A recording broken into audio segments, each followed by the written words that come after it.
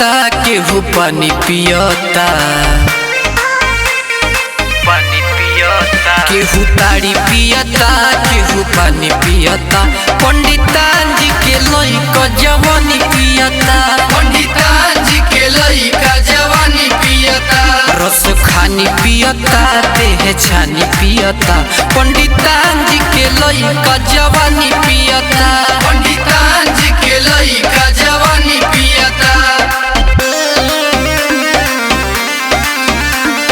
पंडित जी के लइका जवानी पियता।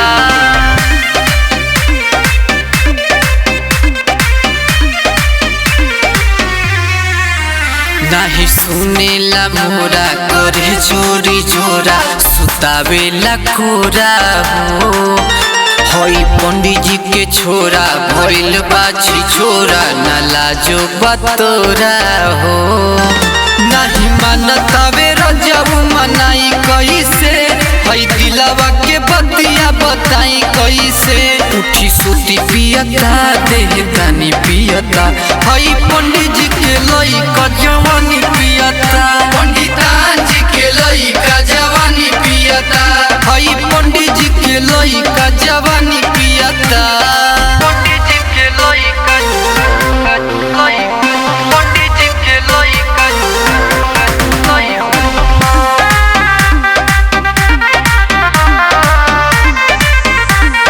जवानी पियता।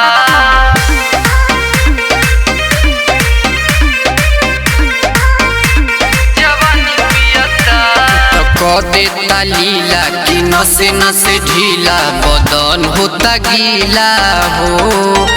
कहे हमरा के सिला उ भइल रंगीला, हिला देता झीला हो। इ तो सब धन तहस नहस करता, पिया शुभम तिवारी से बहस करता।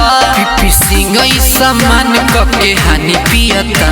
पंडितान जी के लइका जवानी पियता, पंडितान जी के लइका जवानी पियता।